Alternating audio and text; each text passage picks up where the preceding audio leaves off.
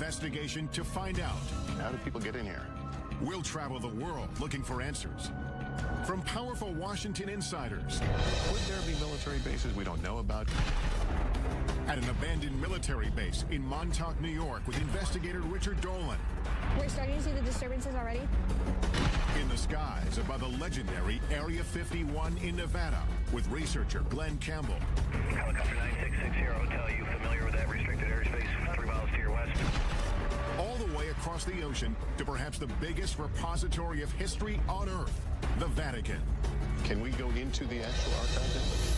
Our investigation will reveal shocking revelations about secret government experiments on U.S. citizens. We were making human guinea pigs out of civilians. Cover-ups about the existence of UFOs. I couldn't tell them what I was done because it was top secret.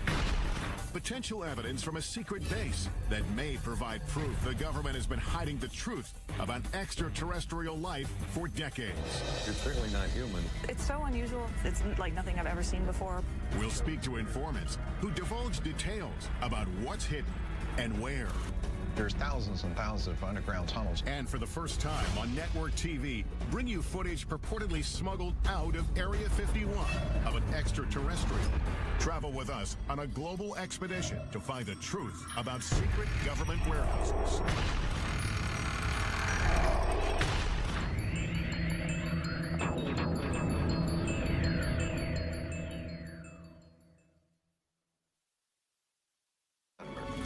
Welcome to Warehouse 13.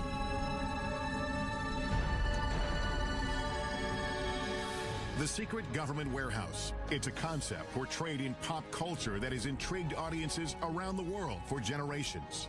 What is this place? Officially, K39ZZZ on the North American grid. But I like to think of it as America's attic. In the sci-fi series Warehouse 13, 2 Secret Service agents are sent to a classified location in the middle of the desert. There, they are told they must protect a mysterious government facility full of historical artifacts that have potentially catastrophic paranormal powers. What you're supposed to do is hunt down whatever is threatening to ruin the world's day, neutralize it, and bring it here. You gotta snag it, and bag it, and tag it. It may seem like a far-fetched idea, but we know there are locations around the world where governments are hiding things. On military bases, in government archives, in underground bunkers. Many of them pertain to national security.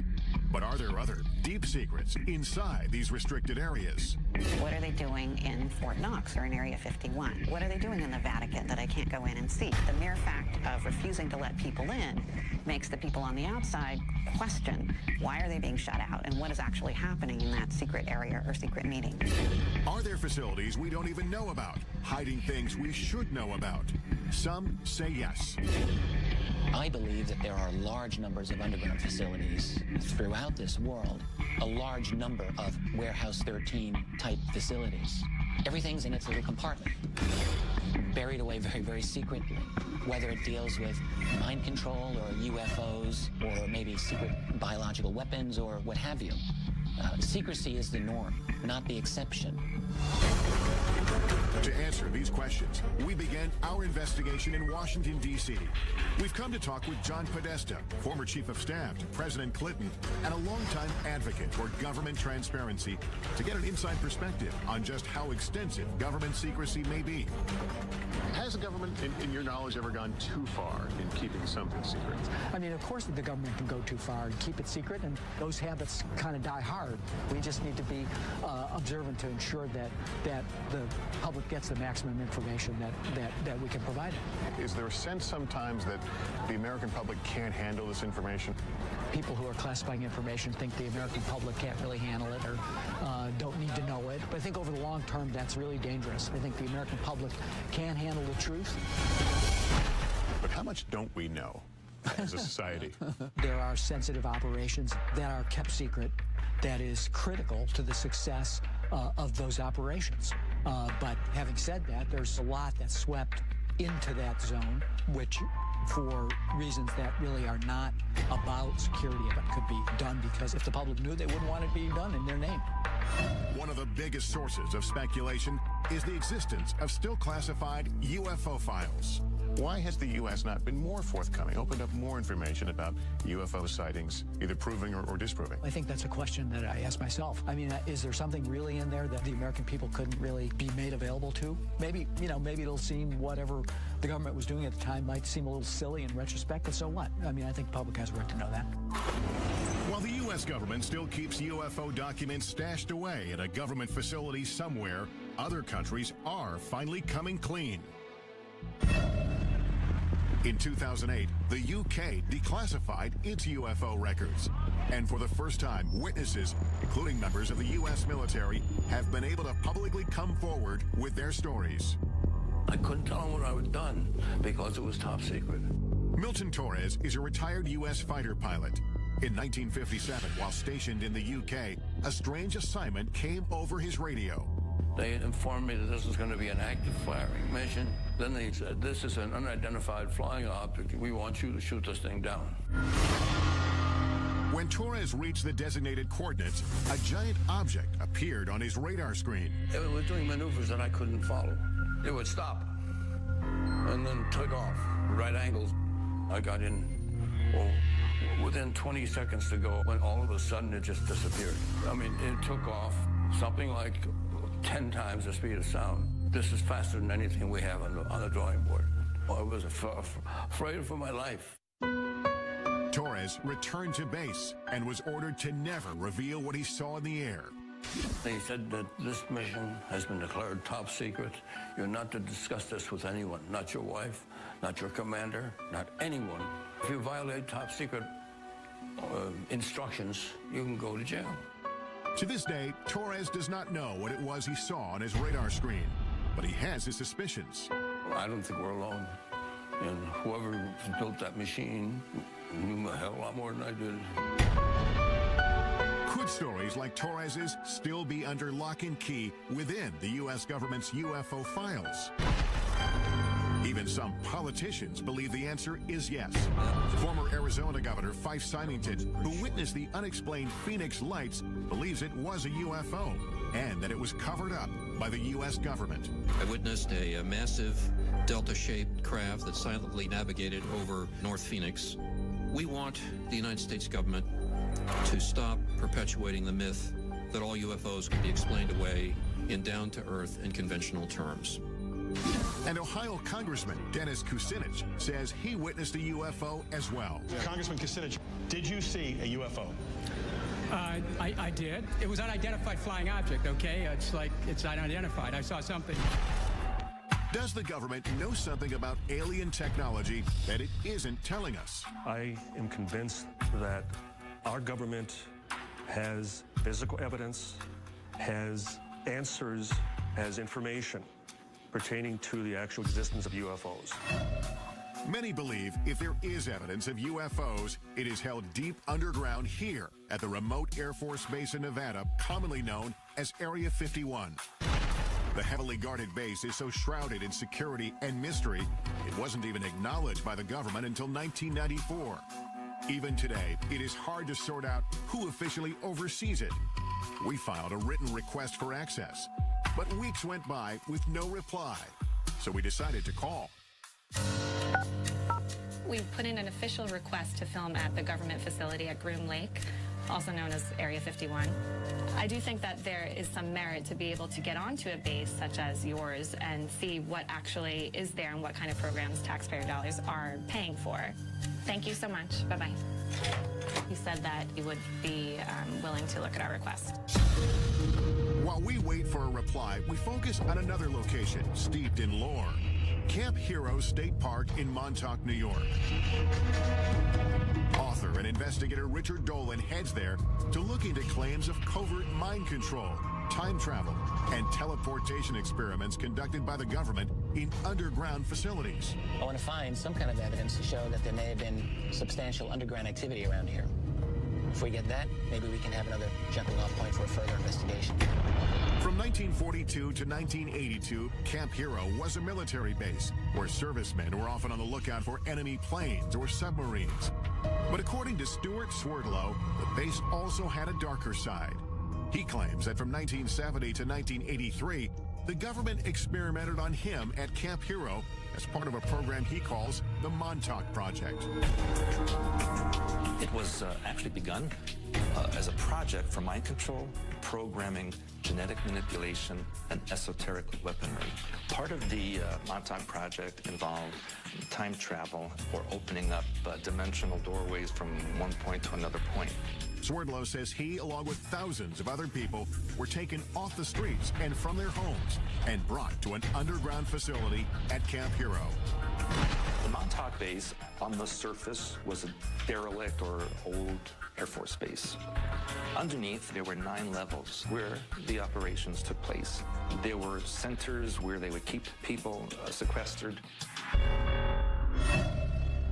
It may sound far-fetched, but the U.S. government conducting secret experiments on Americans without their permission is not.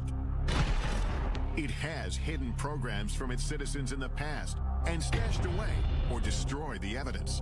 Like the medical research done for 40 years on poor black men in Tuskegee, Alabama. They were secretly mistreated for syphilis by the government in an effort to see how they would react. It's only one of the insidious programs uncovered over time. At the height of the Cold War, we now know that the United States military was using the American people as guinea pigs, basically releasing radiation into populated areas to see how fast radiation would spread. The military was experimenting on people without their permission, injecting people with plutonium, which is, of course, one of the most toxic chemicals known to science. They even gassed the New York subway system. But perhaps the most shocking programs involved mind control experiments carried out from the 1950s to the 1970s. The most infamous among them was MK-Ultra. MK-Ultra was a top-secret project to see whether or not mind control was a possibility. The military and the CIA began to look into the possibility of LSD, mind-altering hallucinogenic drugs that could brainwash people. Well, the consequences of this, of course, are enormous because this was uncharted territory. People went crazy. We were destroying people's minds. Retired Army officer Michael Bailey says he was one of the military's test subjects. They said the tests were safe. There was nothing to be scared of. Bailey was stationed at the Edgewood Arsenal military base in Maryland in the mid-1970s after volunteering for what he thought was a program to test uniforms and equipment. They explained that we were going to be testing equipment of the battlefields of the future, and it sounded exciting. But in fact, Bailey says he and hundreds of other soldiers were injected with LSD and other harmful drugs or exposed to dangerous gases to see how they would behave. We obtained this once restricted training video shot by the military, which shows some of the effects of the experiments conducted on their own men stationed at Edgewood. 6.5 hours after exposure time, the confused volunteer needed help as he attempted to traverse part of an obstacle course. At this point, hallucinations and other mental disturbances were evident. Looking back, Bailey believes his government betrayed him. You trusted the government, you trusted the Army. It was a bunch of lies. There was a lot of harm done at Edgewood Arsenal. More than 100 of these mind control experiments were conducted at military bases, in hospitals, and at leading universities like Princeton and Harvard. But these programs had some disastrous consequences. There were a number of suicides, a number of unsuccessful suicides. One man who had been dosed with LSD actually tried to commit suicide on his front lawn in front of his children and was in a what's commonly called a flashback state. The truth behind MK-Ultra was only revealed in the mid-1970s. All the classified documents were ordered to be destroyed by the head of the CIA. But about 10 boxes of financial records were overlooked, and a small portion of the dark truth was uncovered. The thing about MK-Ultra we have to remember is that we have very little information about the specifics of the programs, and that is because most of those records were destroyed. Without comprehensive records about who exactly was involved, some speculate that MK-Ultra victims may have changed the course of history. The assassin of Robert F. Kennedy, Sirhan Sirhan, has been speculated for a long time to have been a mind control victim. At Harvard, it's interesting to note, one of the students involved in the experiments there was the Unabomber. If experiments like MK-Ultra took place without public knowledge, Is it possible the Montauk Project is another example of a government program that to this day remains classified? We only learned about MKUltra by accident. It could so easily be the case that had all those records been properly destroyed, to this day, all MKUltra would be rumor. When I think about that in connection with something like Montauk, it makes me think that it's just possible that the Montauk Project remains rumor because simply the guys running the security did a better job than they did with MKUltra. Could the U.S. government have been conducting experiments inside secret underground bunkers at this retired military base? That's what Richard Dolan is hoping to find out. If the claims about the Montauk Project are true, that'll change everything about what we think we know about this world. And I have to say, if you're going to have a secret program, then Montauk is a great place to have it in a lot of ways. It's very remote. I think that it's possible that there has been some strange activity going on under there. Since the base is now a state park, we asked park officials for permission to access any underground areas. But they said they are not aware of any tunnel system in Camp Hero. Dolan has heard otherwise. I'm told that there are interesting structures in this area. Tunnels I've read about. I want to see something. And what he finds may change what we think about the Montauk Project. What the hell is this? What is this? Ahead, I'll join Dolan at Montauk, where we'll use cutting-edge technology to look below the ground. There is something here that could be an underground structure. Later, I'll examine potential evidence that could prove the U.S. military has been covering up the existence of extraterrestrial life for years. Could this be the smoking gun that we're all looking for? But first, I'm heading to Rome, Italy, to try to get past the Vatican Gate and into one of the most mysterious repositories in the world, the Vatican Secret Archives. No one knows exactly what secrets are in the Vatican archives. They are so huge. All this when Inside Secret Government Warehouses continues.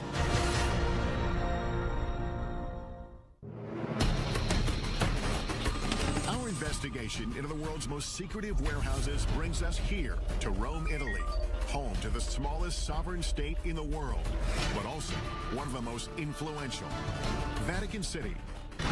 It is the headquarters of the Catholic Church and its 1 billion followers. And although its government rules over only 108 acres of land, the reach of its power has extended around the world.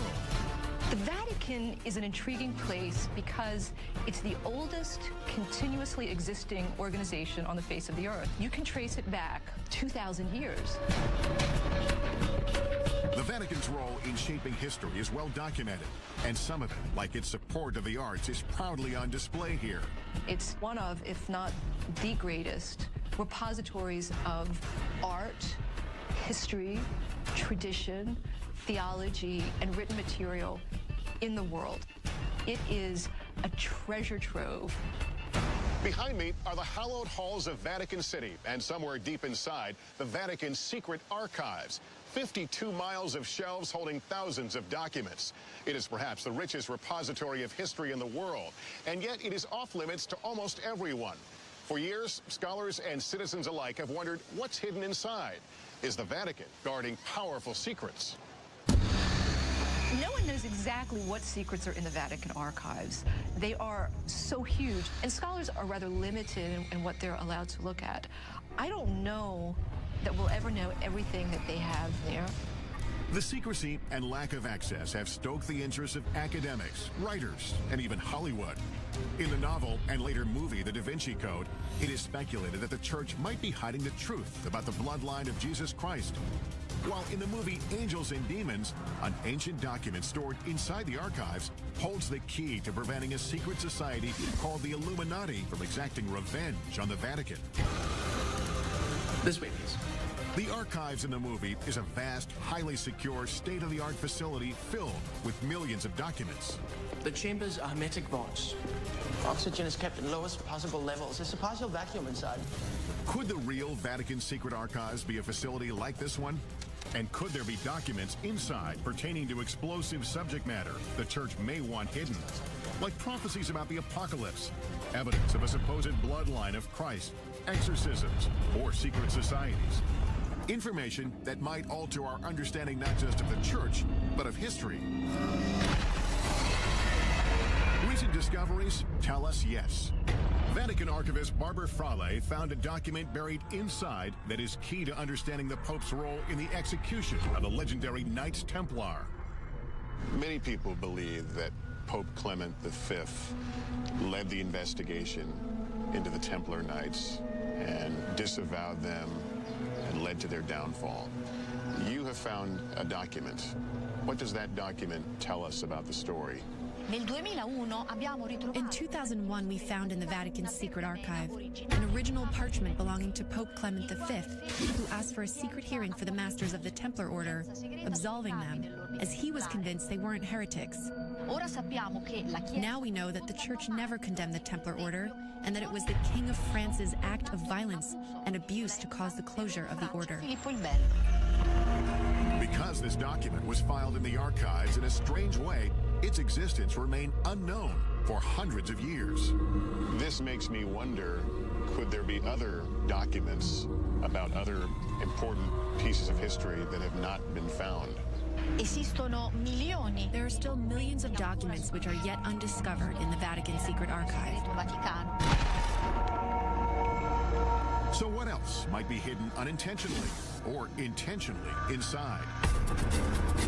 Much of the speculation about what is intentionally withheld is about end-of-the-world prophecies, like the famous Third Secret of Fatima. It is one of the most well-known and important prophecies to Catholics around the world. The story goes that in 1917, a vision of the Virgin Mary appeared several times to 3 small children near Fatima, Portugal. Today, a site where thousands of the faithful flock each year. During her visits, the vision is said to have shared 3 secrets about the future, but the Vatican only revealed the first 2. The first one was a vision of hell.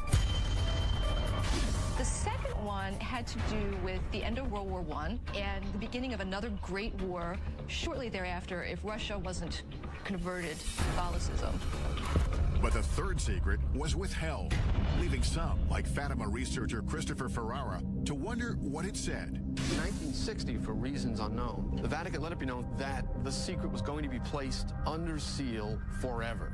But on June 26, 2000, the Vatican finally relented under mounting pressure and published a vision. The announcement of the third secret made international news. For years, people speculated that the third secret was actually a prophecy about the end of the world. Today, before 500,000 followers, a Vatican official revealed the secret. The vision showed a bishop dressed in white, shot down by a burst of gunfire. According to the Vatican, the prophecy of the third secret was fulfilled on May 13, 1981. That's when the Pope, interpreted as the bishop in white, was shot here on St. Peter's Square as he waved to the faithful from his vehicle. But there are those who don't believe that explanation. They believe the real third secret may still be hidden inside the Vatican, and that it contains an even more startling revelation. A revelation about a global crisis. The secret involves a crisis in the church and some kind of apocalyptic scenario that affects every man, woman, and child on the face of the earth. I've been granted rare permission to enter the archives with our cameras to see what's inside. The first thing I'm shown is kept in the head archivist's office, and it exemplifies the kind of rich history that's stored here. Explain what this document is we're looking at. This is the letter addressed to Clement VII from the Lords of the English Parliament, in which they asked the Pope to annul the wedding between Henry VIII and Catherine of Aragon. This led to the Church of England breaking away from the Catholic Church, did it not? Si. But not all the documents get such a grand display. Most of them are buried deep inside the main archives facility. The Archives Secretary General, Luca Carboni, has agreed to meet with me and take me into the heart of it all. Can we go into the actual archive now? We go to see the storage of the storage, archives. where the archives the storage.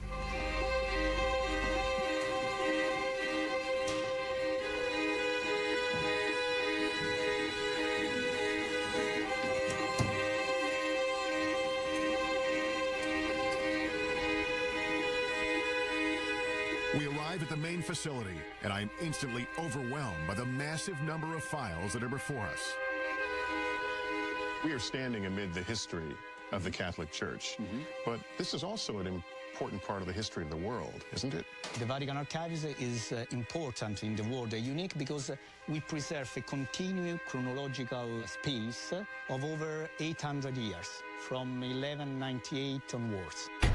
Documents as varied as records of medieval families to letters from the brilliant astronomer Galileo, who had famous battles with church leaders of his time, live on these shelves. So you have a correspondence from Galileo. We have a simple letter to a cardinal from Galileo. So that's Galileo's signature. Galileo's signature from Florence in the 18th of December 1628. There is just so much here. Is it possible that there are things here that even the archivists don't know about? Yes, each day we discover something new or something interesting. When you use the term secret here... Okay, secret means private. Secret in this case doesn't mean things that no one can see. No, only private. Private, but off limits to all but about 1,000 researchers handpicked by the Vatican each year. It's not hard to imagine how documents can get buried in this vast warehouse, either accidentally or on purpose. The Secrets of Fatima, would we find something about the Secrets of Fatima here? No, here is not preserved. If I don't remember, if I remember well, it's not here. But then, where is it? Are there other secure places within Vatican City? Even within this facility, there are areas that are restricted, like the Parchment Room, holding some of the oldest and most important documents. Can scholars and researchers come here? No. Only the staff of the Vatican Archives. All your parchment are kept here? We preserve 50,000 of single parchment in this room on 2 floors. The air feels different. Is the climate controlled here? Yes, it's under control. And what is in here? Here we have the famous Templar trials. The 3 meters of parchment rolls. But we can't see it? No, it's close. There's no doubt that this repository is one of a kind. But the Vatican has not shown us evidence to prove or disprove the rumors of secret documents being stored inside the archives. So we're headed to Montauk, New York, to look for clues into claims of underground mind control and time travel experiments. And later, we're going to some of the most heavily guarded military bases in the U.S. to investigate reports that proof of alien life is stored inside. All this when Inside Secret Government Warehouses continues.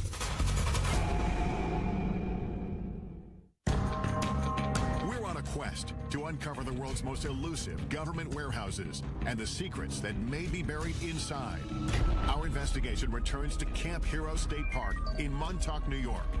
We're looking into claims about the so-called Montauk Project. The story goes, the radar tower behind me was once the epicenter of the Montauk Project's dangerous mind control experiments, and that 9 subterranean levels beneath the tower housed top-secret technology that transported thousands of people through time and space. But do those underground facilities really exist? According to the United States government, there are no underground facilities at Montauk. Of course, you have to bear in mind that the United States government does almost certainly have many underground facilities that they don't wish to acknowledge. Author and investigator Richard Dolan has agreed to meet me at Camp Hero to take a closer look. Can we establish there's something underground? The thing that I've been thinking about is it's impossible to establish the veracity of the claims of the people themselves, but if we can bring some kind of instrumentation to take a look below the ground, I'm thinking ground-penetrating radar, we might be able to find out one way or the other if there's anything that we can notice. At least confirm some parts of the story. According to Stuart Swerdlow, he along with thousands of others were brought here to be programmed or mind-controlled. I was subjected to many types of experimentations, interrogations, indoctrinations. I was used in the time travel experimentation. To do this, Swerdlow says he was sequestered in facilities directly beneath the old radar tower. Deep underground, he says, there were 9 levels of rooms, and within those rooms was a device called the Montauk chair. Looked kind of like a dental chair that the person would sit on. There'd be a headset that would go over them. There were huge computer banks around that location. And there would be the psychic who would be sitting in the chair and generate thoughts electromagnetically into this device, which would be amplified and stored on the computer so that it could be amplified and transmitted. But mind control wasn't the only concept being tested at Montauk, Swerdlow says. According to him, they were also experimenting with time travel and teleportation using strange technology. It's like a huge mirror frame, and in the frame there is technology that creates vibrational frequencies that can match points in time and space, and you literally walk through. And that is how they transported people from Montauk. If Swerdlow's claims are true, it would completely change the way we see the world. Up to this point, time travel and teleportation have simply been concepts explored in pop culture, in movies like The Philadelphia Experiment and Back to the Future. But were teleportation and time travel experiments like these taking place at Camp Hero?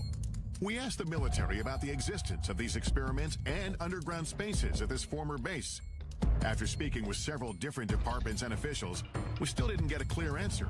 But theoretical physicist Michio Kaku says time travel and teleportation are not possible with current technology. Claims about the Montauk Project talk about teleportation, time travel. But let's be blunt about this. The United States military, the most powerful military on the planet Earth, simply does not have enough energy to bend space and time into knots. Still, we know the government does have a history of experimenting on unwitting Americans, especially with mind control. So we've brought in the latest technology to help us determine if there's anything underground here. Jamie Harmon and Dan Welch are ground-penetrating radar technicians. The technology they have should be able to detect anomalies underground. I know this is ground-penetrating radar, but explain to me what you can do with this. This orange box here, this is the radar pulses going down into the ground. When they meet something with a different material property, like stone or something metal, we'll get a reflection, which will bounce back to the surface. So if you see a man-made tunnel or something, it would show up pretty clearly on that? Mm-hmm. It takes a little interpretation, but it will show up on the screen. Today, the area around the radar tower is completely off-limits, fenced off with warning signs. The park says it's because of concerns about falling debris, but Swerdlow says otherwise. The reason there's a fence around the radar tower is because underneath there is the main part of the Montauk base. They don't want people going in there. The entrance is sealed. But the park has granted us rare access to the restricted area surrounding the radar tower, with a stern warning not to get too close to the rusting satellite dish. It's pretty strong reflection. Our time here is limited, so we decide to split into 2 teams. Dolan goes to do a quick pass with his Geiger counter to see if there are any anomalies around the radar tower. It's basically reading at just under 10, which is very low. When he finds nothing strange, he goes to search for potential entrances into any underground spaces. Meanwhile, our ground-penetrating radar team gets to work surveying the area beneath the tower. Turn ourselves around here. And right off the bat, we start to get some strange readings. So, yep, we're starting to see the disturbances already. This is the very beginning of what we were expecting to see for the anomaly. So we know it starts here. Yep, and it's pretty strong, and we're looking at about 10 feet in depth. This being the surface here, so it's a very distinct start to it. Yeah. Mm-hmm. In the meantime, Dolan is canvassing some of the surrounding wooded parts of the park. According to Swerdlow, there's an entire network of underground tunnels throughout the area. On the old base, you do see manhole covers or just even entrances that are covered by metal plates. Allegedly, some of them, they say, are for sewer systems or rainwater draining and that kind of thing. But those were once escape hatches for the underground area. This is one of the many manholes that's said to be in this area. There's some water. There's a water pipe here. A ladder going down. It looks like it's been backfilled. Right. I'm going to regret this, I'm sure. I want to see how deep this is. I don't know if they could have been designed as a water drainage. Maybe there's a lot of water usage at that facility. Why do you need a ladder going into a a water drainage hole. Dolan finds several of these uncovered manholes, but they lead no further than 7 feet down. So he returns to check on me and the GPR team, and we are getting compelling readings. We did a number of passes right around this area here, and down about 10 feet or so, it looks like we're getting the surface of something interesting. But you're also seeing it's rather flat. Mm-hmm. It does have a nice flat surface to it. So, given this area here, the topography of this hill, how it slopes down, if something was flat, it might be more evidence that it could be, more man-made. In other words, it appeared that it could be a roof of something that even went below. Sure, could be the top of top of an underground chamber. It's the most compelling evidence. Well, it's about par for the Montauk mystery because it gives us a little bit of something, but not enough to really say yes. But here's the deal: it's about 10 feet below us, and if there are 9 levels, apparently we would only see the top level. That's correct. Yeah. So there's no way of knowing what would be beyond that. What the GPR technology has uncovered may be just a first step to determining if there's anything underground. But without the park's permission to start drilling, there's no way to be certain. But that doesn't mean our investigation ends here. We still have one more place to look for proof of underground facilities in the area. The tunnel systems that exist under the town of Montauk and Montauk Manor still exist. These locations have tunnel systems that go towards the Montauk base. We've come to the Montauk Manor, an old hotel built in 1927, to see if we can find these supposed underground tunnels and whether they lead to Camp Hero 5 miles away. So what is this place? These are the access tunnels, like the foundation of the Montauk Manor, and built in 27. And the tunnels go for quite a ways. Jimmy Hackett works at the manor and has been exploring these tunnels for decades. Have you gone through the whole route? I've gone through a big portion of it, but there's still some unexplored sections back there that I haven't been through. Have you ever explored Camp Hero? Yeah, I did. Actually, when we were younger, we played up there while it was actually a working Air Force base. We found, I don't know what you call them, but they were tunnel-like. We'd climb down metal rebar ladders into these square tunnels. Are those the manholes that we're talking about? These are different? Yeah. These are cement square with metal lids. And those are now sealed over? Yes. Yeah, I've heard they were filled with cement. But there are tunnels under Camp Hero? Yes. We start to make our way through these tunnels. They quickly get lower, narrower, and harder to navigate, with no end in sight. Well, we can get through here. We can get through. Watch our heads. Yeah. Like cobwebs down here. A lot of cobwebs, and just keep it up. Turns around to the right. Oh, great. This will go on forever. Okay. Come on up here and take a look at this. We finally get to a point where it is no longer possible for 2 people to keep moving forward. He's gone ahead a little bit to see exactly how far it really goes. I can't believe it goes this far. Neither of us can figure out why you would have a crawl space of this length under this building. Richard, can you hear me? My way back here. I couldn't find the end of it. I'm here. It's very, very long. And one end is a dead end, but then it branches off and it goes into several different directions. I could imagine people getting temporarily lost down there anyway. As far as either of us goes right now? I think so, yeah. These seemingly never-ending tunnels add another dimension to the Montauk mystery and keep the story alive. We may never know the truth about the Montauk Project or about what may have taken place here at Camp Hero. What we do know, of course, is that military bases here in the U.S. and around the world are ideal places to hide classified projects. And that's exactly where we're headed next, to 2 of the most secretive, heavily guarded military bases in the country. Our first stop is Wright-Patterson Air Force Base in Ohio. Could the potential evidence we uncover there prove once and for all the base has been engaged in a cover-up of alien life? He says, forget you ever seen this, forget you ever worked on it, don't talk about it. And later, we'll head for the skies in an effort to get the closest look possible at Area 51, where alien technology and life is said to be stashed away. All this when Inside Secret Government Warehouses continues.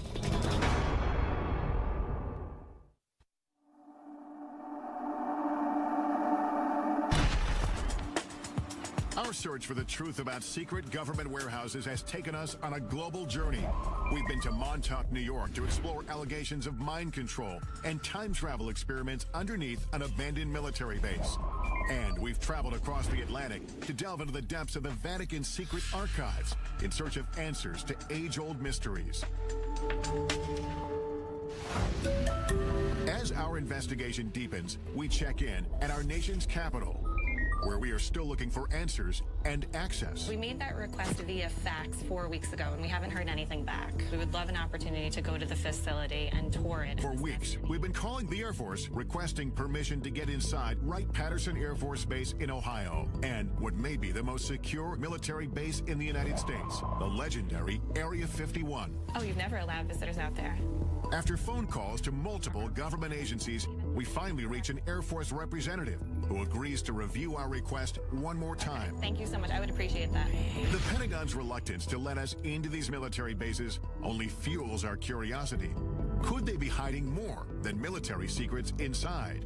And are there other bases, or even warehouses like the one depicted in the sci-fi series Warehouse 13 that we don't even know about? And that is exactly what we do here. Take the unexplained, and we just safely tuck it away in this supersized Pandora's box. Washington insider John Podesta says the idea of a central warehouse is a myth. There's, of course, not one single place that classified information is distributed across the country and across the globe. Could there be military bases we don't know about? Could there be places underground? Well, if we don't know about it, how do we know?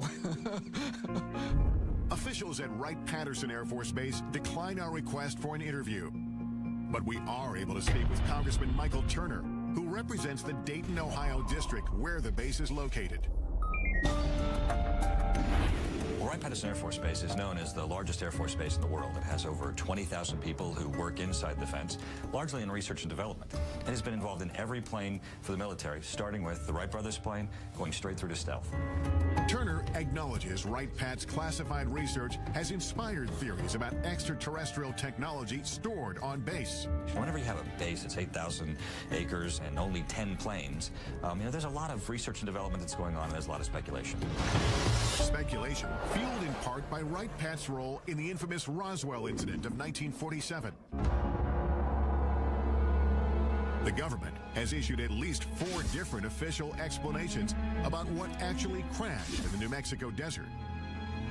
And while theories may vary, certain facts are indisputable. A declassified FBI memo dated July 8, 1947 indicates the wreckage purporting to be a flying disc was secretly flown 1,500 miles to Wright Field by special plane for examination. After the Roswell incident, Wright-Patt became home to Project Blue Book, an official government investigation into UFOs. I think people who were interested in UFOs certainly looked to the Air Force to have some kind of greater knowledge about what had occurred than merely those who had witnessed them and what their beliefs might have been. The Air Force investigated more than 12,600 UFO sightings. 700 of them remained unexplained when the government terminated the project in 1969. UFO author Donald Schmitt says Blue Book was flawed from the start. The true hardcore cases were going upstairs, we're going above Blue Book to something that we'll never know about. Retired Air Force Captain Robert Collins spent 22 years in the military, 6 of them at Wright-Patt. I had a top secret SCI, or Special Compartmented Information Clearance. Honorably discharged in 1988, Collins says he has come forward because he wants the military to stop covering up the secret UFO research he believes it has been conducting at Wright-Patt for decades. It deals with all the black programs that the Air Force has, including all the classified super secret reverse engineering programs for UFOs. There are witnesses who support Collins's claim and say they had access to extraterrestrial evidence on the base. According to one account, officials at Wright-Patt revealed the Roswell wreckage to an elite group of men from the prestigious Air War College who were sent there on assignment. Among them was a lieutenant colonel named Marion Magruder. He said they were trying to determine whether they were going to make public something that had recently happened. A fighter pilot in the Second World War, Magruder, known by his combat moniker Black Mac, was no stranger to military operations. But this mission was unlike any other. It was so highly classified, he only revealed it to his family 50 years later when he was dying. He said, I want to tell you that we're not alone. Magruder spoke vividly of a shocking encounter with an extraterrestrial being. He had quite a bit of empathy for him, and he said he was more humanoid than alien, but he had a much larger head, larger eyes, long, slender arms, thin little legs. He appeared to my father to be very sad. Magruder struggled silently with what he saw until the last days of his life. My father said we killed him because of the experiments and stuff. That had an incredible impact upon him. And it may be that his memories weren't all that haunted him. There would be some people come to visit him to discuss that situation with him. Whoever it was, and I never knew who it was very interested in making sure that secret was kept. The Air Force referred us to its 1985 fact sheet that addresses persistent UFO rumors. It says there are not now, nor ever have been, any extraterrestrial visitors or equipment on Wright-Patterson Air Force Base. Yet, over the years, questions have grown. Suspicions sparked by testimony from former employees, including Robert Collins, who says underground facilities are strategically hidden throughout the base. Never find it unless you knew where to look. Coming up, reports of a complex labyrinth deep underneath Wright-Pat. And physical evidence allegedly from the base that may prove a government cover-up of alien life. I'm too old to worry about my reputation. And later, travel with us to the Nevada desert for an unprecedented investigation into Area 51. If the public ever really knew what happened at Area 51, they'd want to burn the place down. All this and more when Inside Secret Government Warehouses continues.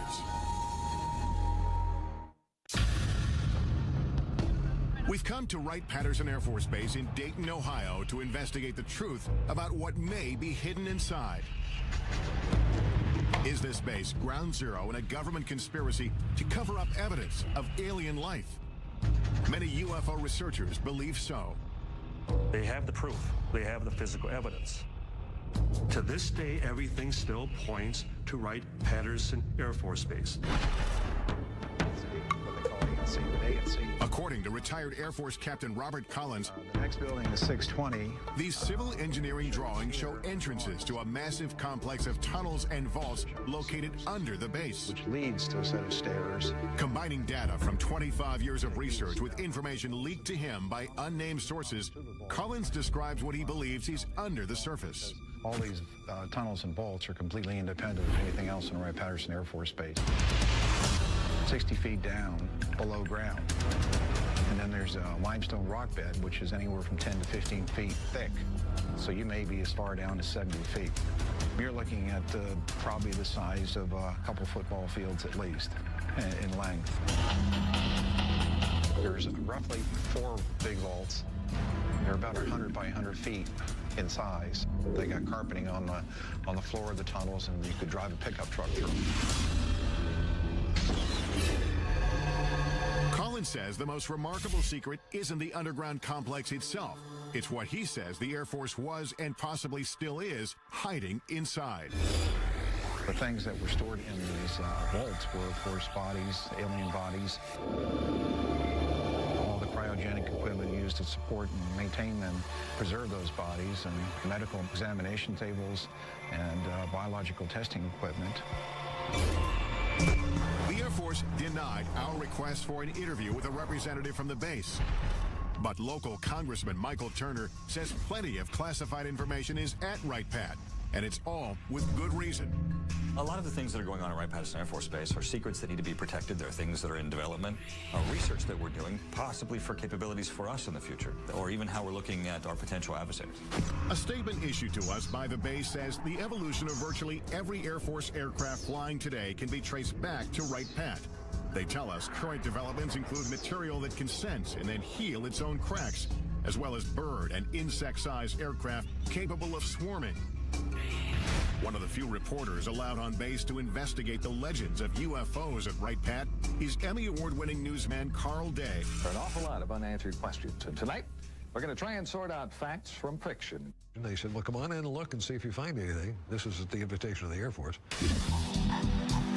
Aware of reports about underground chambers, Day asked to be escorted to the lowest level of Building 620.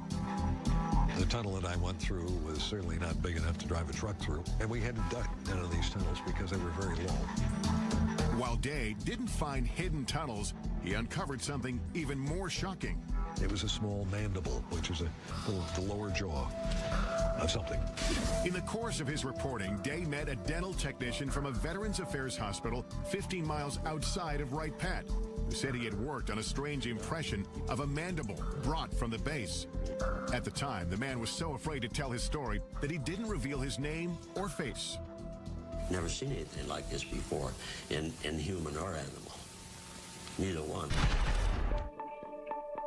Today, at 81 years old, John Musgrove speaks undisguised for the first time. I'm not going to be around too many more years, and I'd like for this story to be out, you know, because I don't think the federal government is ever going to come out and say, yes, there are aliens and they are visiting us. Musgrove says that in October of 1979, two uniformed men he recognized as officers from Wright Pat came to the VA hospital to obtain a cast of a dental impression. There was no blood and saliva. It was just dry as a bone. And I noticed right then and there I had something unusual. I thought to myself, my God, what have I got here? When Musgrove finished the assignment, his boss made it clear not to speak of what he saw ever again. He raised his hand up like this with the impression, looked at me and crushed it and threw it into the trash. And that's when he says, forget you ever seen this, forget you ever worked on it, don't talk about it. The impression was broken, but Musgrove dug the pieces out of the trash and put it back together so he could duplicate the cast. Convinced the mandible came from a skeleton stored at Wright Pat, Musgrove gave a copy of the cast to Carl Day to investigate. But the case went cold when nobody Day showed it to could identify its origin. I didn't want anything to happen to it, just in case. So it's in a safe deposit box. And I've got the key. Day agreed to retrieve the mandible from his personal repository. There it is. This is the first time it's ever been shown on national television. I would love to know if this is indeed representative of true aliens' lower jawbone. You can imagine how small the head must have been. 30 years after the cast was made, pressing questions remain. Could this be the smoking gun that we're all looking for? The final proof that indeed we're being visited by aliens? It proves one thing, there's something other than human and animal. Coming up, does this mandible hold the secret to extraterrestrial life? A leading dental anthropologist weighs in. And that's not even close. Right. But first, join us in the Nevada desert. Doesn't it make you wonder what's in there that has to be so secret that they kill? As we examine exclusive video that may expose what happens inside the most secretive military base in the United States.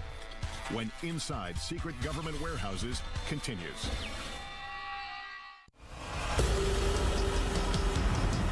Our global journey leads us to one of the most mysterious military facilities on Earth.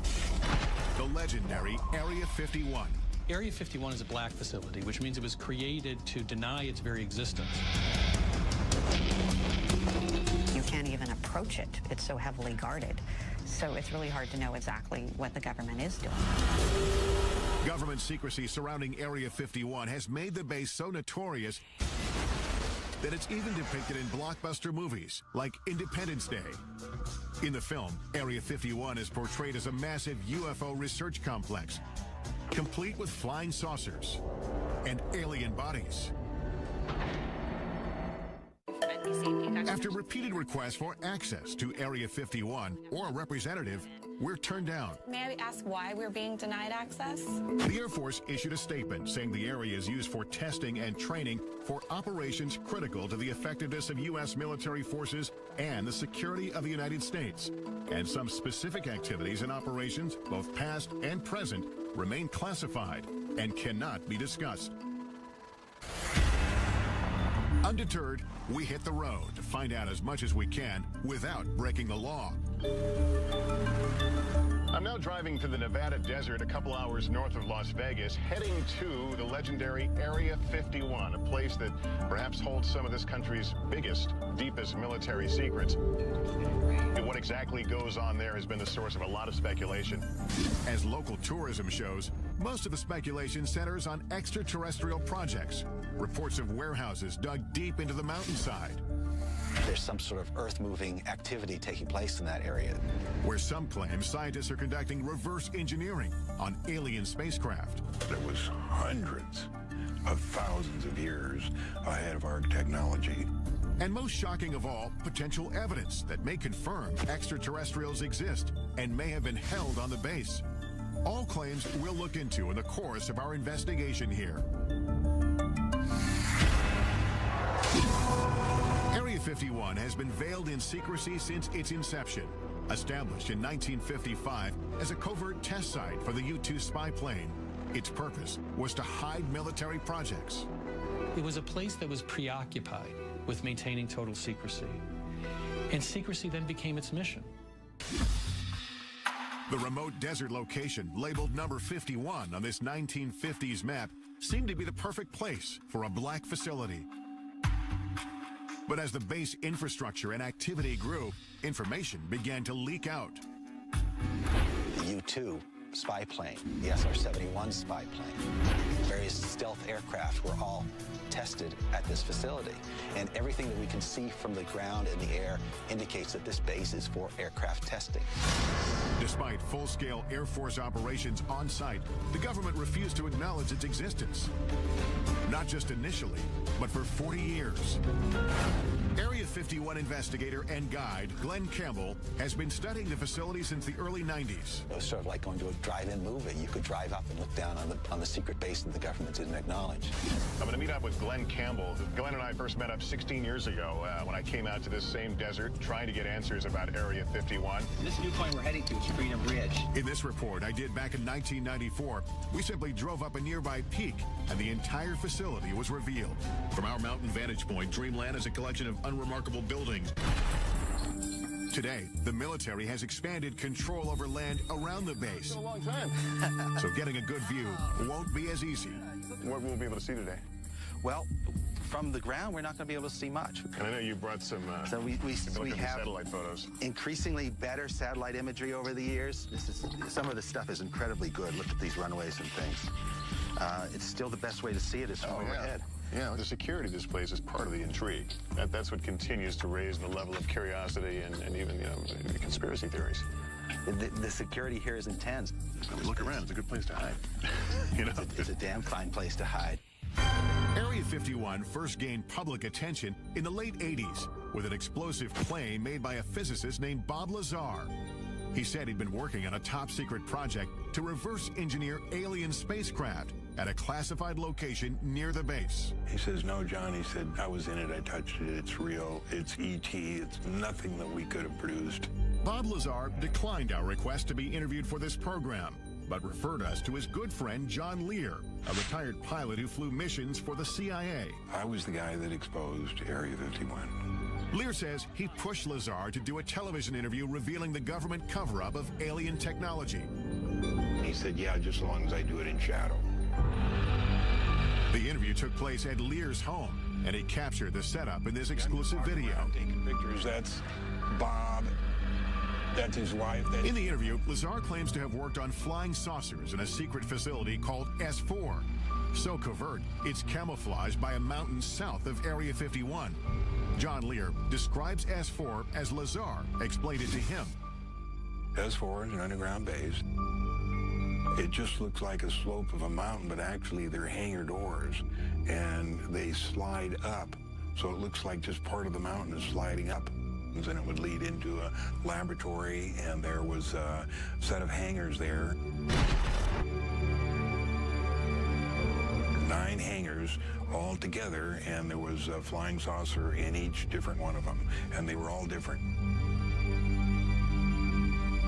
Right, straight down the road. If the reports of flying saucers and reverse engineering are true, then could the government be using Area 51 as a warehouse for alien technology? Regardless of what kind of secrets the military is hiding inside Area 51, it's clear visitors aren't welcome. This is as far as we can go on public land. That's the first thing that strikes me. There's no fence, just a pair of signs. At first look, security at the base doesn't seem impressive. But soon, the complex layers of defense become apparent. I noticed tripods on the hill. Those are watching us. Cameras, they're looking down at us. They're looking at the road over there. You can't sneak by on this road. And if you miss that, you don't miss our friends up here on the ridge. Right. In the pickup truck. These guys are here 24 hours a day. Ground sensors, remote cameras, and private security around the clock. Yet the desert itself may still be Area 51's best protection. You know, when we came here, I expected to see a 15-foot barbed wire fence. There's no fence, just a series of these orange posts. These posts are the only marker that you're required to have in Nevada to mark a boundary line. They don't need a fence here. They've got 13 miles of empty desert to protect the base. Well, the sign's pretty typical. Warning, restricted area until you get to the bottom. Use of deadly force authorized. So we're actually 3 feet from being in a situation where we could be killed. Doesn't it make you wonder what's in there that has to be so secret that they'd kill? Could it be true alien visitors are being held at Area 51? Airing for the first time on network television, this video purportedly shows a live extraterrestrial on the base. He's apparently being observed by military workers through a glass partition. The source of the tape is a man who goes by the name of Victor. He won't reveal his identity for fear of retribution. Victor says the video was smuggled out when material from the base was being converted from analog to digital. He discussed the video with an altered voice in his 1996 interview. Approximately twice a month, they sit it down for a session that generally lasts from 3 to 5 hours. Victor claims the alien arrived on Earth in 1989 and was subject to regular interviews. In this session, he says the alien becomes distressed. He's checking for hemorrhaging around the eye sockets and in the nasal cavity. Victor believes the alien died in the mid-90s. We have no way to verify whether the video is authentic, but we'll take it to a creature effects expert in Los Angeles to test its plausibility. In the meantime, we scale a mountain in search of any sign of structures inside the restricted area. Point is to hug these orange markers. I haven't even seen the orange markers. There's but we know the orange markers are to our right here. We're losing daylight and only have orange posts to guide us. One wrong step into the invisible border means we could be arrested. I see a structure off in the distance. What are we looking at there? That's the actual guardhouse. That's the actual gate within the Nellis Range. So if you were to keep driving on the road past those signs and you got to that guardhouse, you'd be arrested immediately. We continue to climb upwards until we can't go any farther. Well, this is as high as we can get. It looks like we're at the end of our journey because I see what do you call them, camo guys? Yeah, the camo dudes. Are here. And some orange markers here. This is as far as we can go? This is where the border changes. I think our only option is to get in the air during daylight, and maybe I'll be able to get a glimpse and get some idea of what's in Area 51. But we're going to need daylight and a chopper. Yeah. Coming up, join us in the skies above the Nevada desert as we take you as close as you can get to the most infamous military base in the country. We now know who we are and where we are. That's correct. Is Area 51 the epicenter for a cover-up of alien life?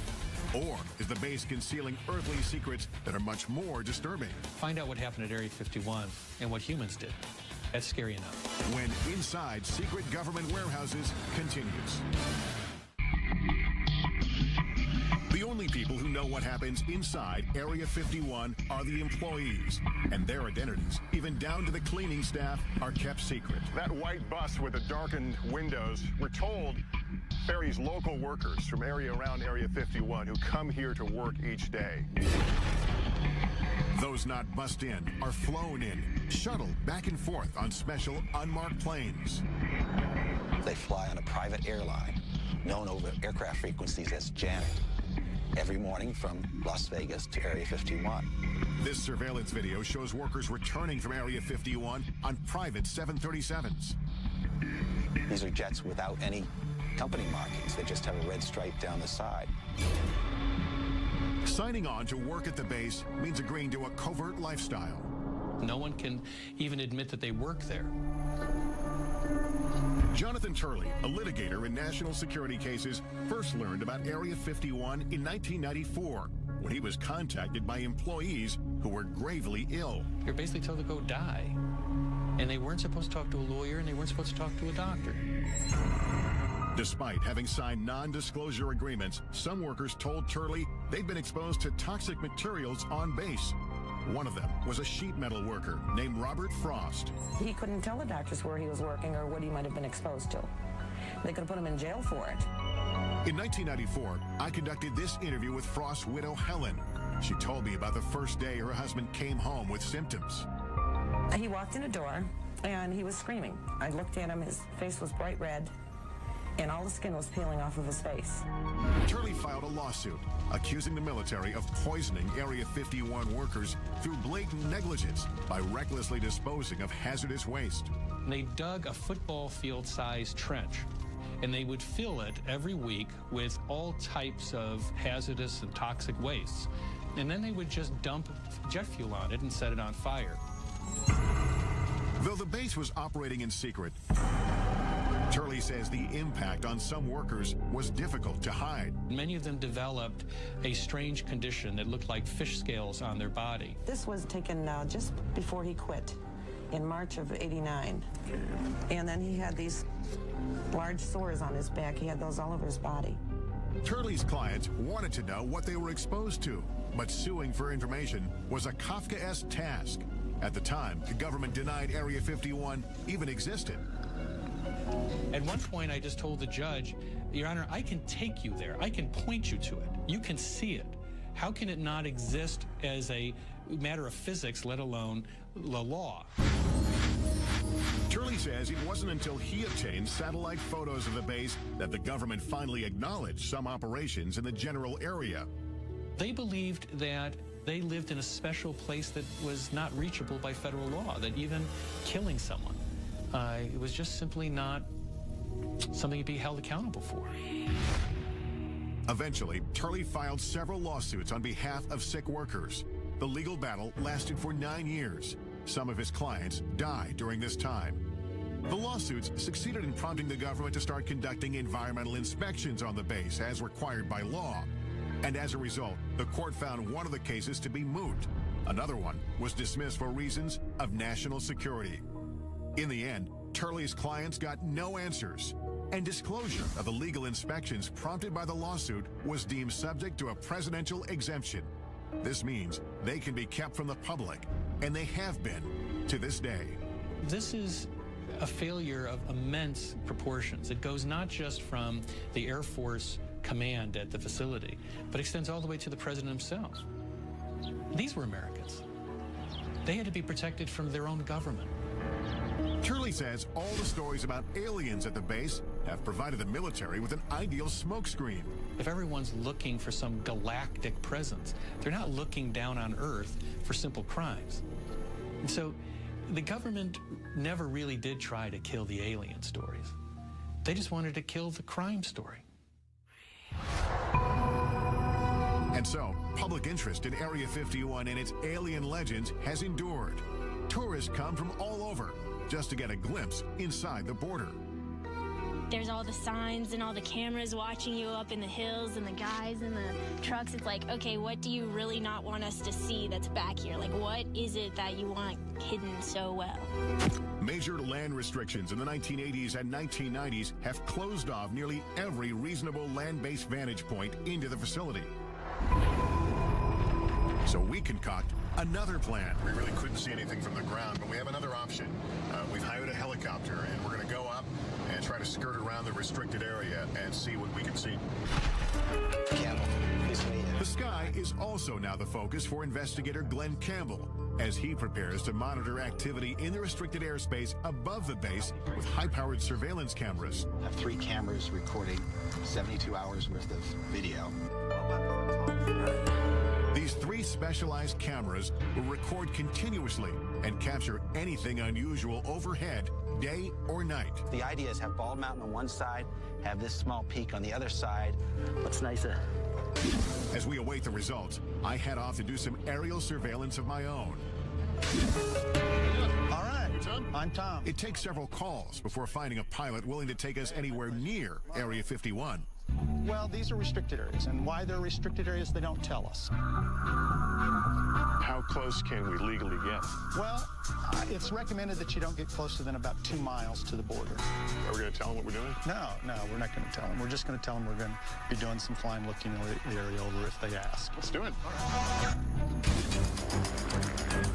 Okay, here we go.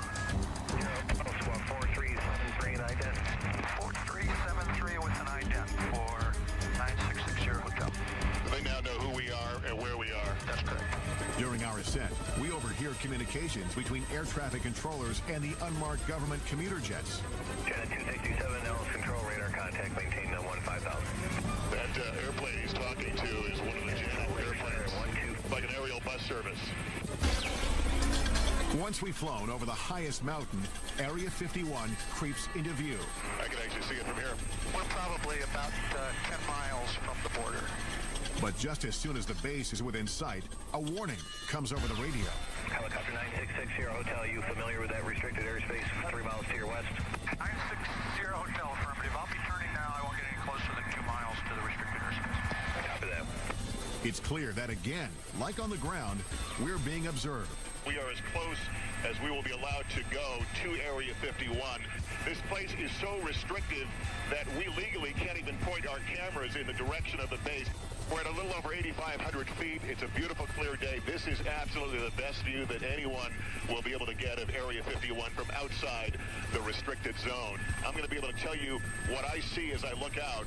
There are two what must be very, very large buildings, aluminum roofs. They shine very brightly. I can only surmise that they are hangars of some sorts. There are a number of lower-lying buildings. All of it seems to be along the edge of a dry lake bed.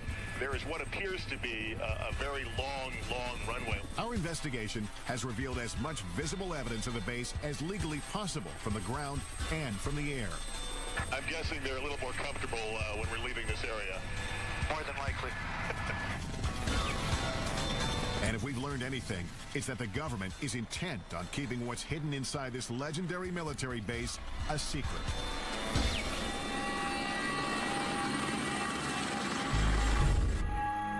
After 72 hours monitoring the sky, our video surveillance captures some anomalies. An eerie desert storm sweeps through the area. A bright light floats along the horizon after dark.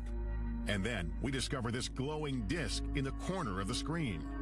Upon examination, the light turns out to be a car driving on the desolate road. The disc, however, remains unexplained. Campbell says it could be the moon. When you come to the desert and you look up at the night sky, you see more stars than you would ever see anyplace else. When you look up at all those million points of light, you got to be crazy to believe we're alone in the universe. Coming up, our investigation continues as we travel from coast to coast to analyze the evidence we've discovered on our journey. What will the purported alien interview video from Area 51 reveal? And could this mandible support theories of extraterrestrial life? It's like nothing I've ever seen before. Answers coming up next on Inside Secret Government Warehouses.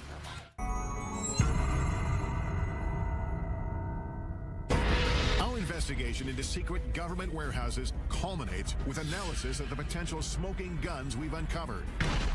Does this video of an alleged alien interview at Area 51 reveal the truth about life beyond Earth? And could this mandible prove alien remains have been hidden on bases like Wright-Patt for decades? We'll explore all the possibilities with top experts, starting with one of the most sought-after creature effects artists in Hollywood. I'm looking for that one piece of footage that is undeniable, that I can't look at or other people can't analyze to death. Kevin Yeager designs creatures, aliens, and humans for a living, most notably Chucky from Child's Play and A Nightmare on Elm Street's Freddy Krueger. Yeager agrees to analyze the video using 25 years of experience in puppeteering and film. The first thing that I saw, was an alien, and it actually looked like it was alive. If you look closely, you can see there's a small little mouth. It kind of looks like it's, pursing and moving like a natural mouth would. It's got big doughy eyes, it's got a big head, and it moves in a pathetic way, and you want to take care of it, and suddenly your heart is involved. Just as Yeager starts to identify with the alien, he spots questionable movement. There's some quick jarring movements that every now and then. See this little jerk bobblehead that happens here? Right there, it's kind of a jerk bob, and the shoulders move as well. A telltale sign, he says, that the alien is a puppet. It's the head movement that tips Yeager off, and he uses this animatronic doll to explain. Now, if you go slowly, like it was first moving very slowly, you can kind of take all the bobbles out. But then once he began to get kind of tired or go into his sick state, he began to wiggle and jiggle like this, and then that's what it kind of gives it away.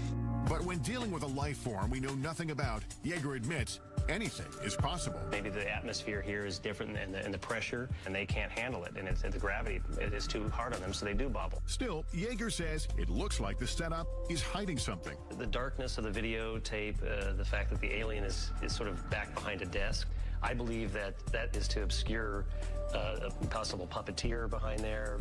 Yeager thinks the alien and the video are a hoax. But he says it wasn't a bad try. There's certain organic elements to it, and I can totally see why people would think this is real.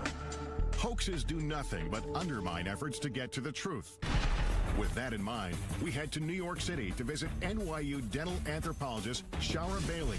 She has been studying the mandible we obtained during our investigation at Wright-Patterson Air Force Base. The jaw shape is what struck me first, because the shape of this jaw is very narrow in the front part, and then it kind of dips in here, and then it's very wide in the back. And this is very unusual for a primate. It makes this curve and then comes out. Yeah, it's kind of like an S curve, I guess you might call it. And certainly our teeth and jaws don't do that. No, they don't. Dr. Bailey has 2,000 primate casts, one of the largest collections in the nation. And she's compared the mandible to every single one. Can you say with any fair amount of certainty that this is not from a primate? Yes, I would put my career on it that it's not from a primate. Although Bailey can't match the mandible to anything she's ever seen, her examination of the cast does reveal new information. The cast was made from a skeleton. And this is of a living person. Because we see the gum here? Yeah, you can see the gum, and you absolutely can't see the gum here. The creature lost its teeth after it died. And there are also crypts. You can see that where the teeth might have been. The remaining teeth show it was an omnivore. It's something that eats both flesh and vegetables. And dimensions of the jaw indicate the size of the creature itself. This is a macaque, but it has a jaw similar in size to this. And so whatever this creature was, it was the size of a small dog. And the skull size would be similar as well to match this? Yeah, there's a very good correlation between jaw size and skull size. The cast has some characteristics that strike Bailey as peculiar, including signs of being scraped with a tool. It's definitely been modified. So that I can tell you. Whether it's authentic and it was modified for some other reason, it's very hard to tell. She also questions the apparent human-like dental pattern, which could disprove the notion that the cast came from an alien skeleton. If we're an alien and evolved on a different planet, totally separate from us, why would we ever expect it to have the dental pattern, the same number of teeth and the same types of teeth as a human? It's very odd. If in fact this came from another planet, how would you begin to really compare it to find out what it is? All I can do is compare it to living things on this planet. This mandible is not of any creature that comes from our Earth, that's for sure. This alleged alien artifact tied to our nation's most complex Air Force base may be just the tip of the iceberg of what the government doesn't want us to know. Could this be one of the many secrets locked away in classified government warehouses around the globe? And is there a real Warehouse 13?